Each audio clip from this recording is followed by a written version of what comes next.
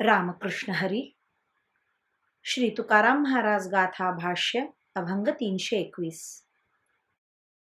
सोयरिया करी पाहुणे रुबरा, कांडितो ठोमरा संता लागी. गायीसी देखोनी बदबदा मारी, घोड्याची चाकरी गोड लागे. फुले पाने वेश्येसी नेतसे उदंड, देऊ नेदी खांड ब्राह्मणासी. बाईलेच्या गोता आवडीने पोसी, माता पितयासी दवडुनी. तुका म्हणे त्याच्या थुंका तोंडावरी, जातो यमपुरी भोगावया.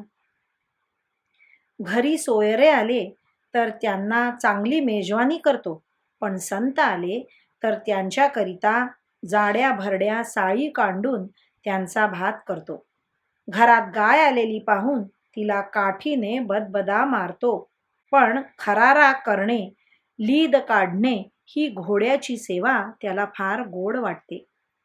वेश्येच्या वेणीकरिता रंगीबेरंगी फुले, खाण्याकरिता विड्याची पुष्कळ पाने स्वतः नेऊन देतो, पण ब्राह्मणाला मात्र सुपारीचे एक खांड दुसऱ्याला सुद्धा देऊ देत नाही.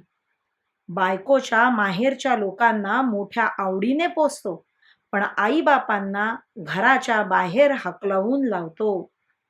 तुकाराम महाराज म्हणतात, अशा माणसाच्या तोंडावर थुंका, तो पुढे नरक दुःख भोगण्याकरिता संयमिनी नावाच्या यमपुरीला जातो. रामकृष्ण हरी. श्री कृष्णार्पणमस्तु.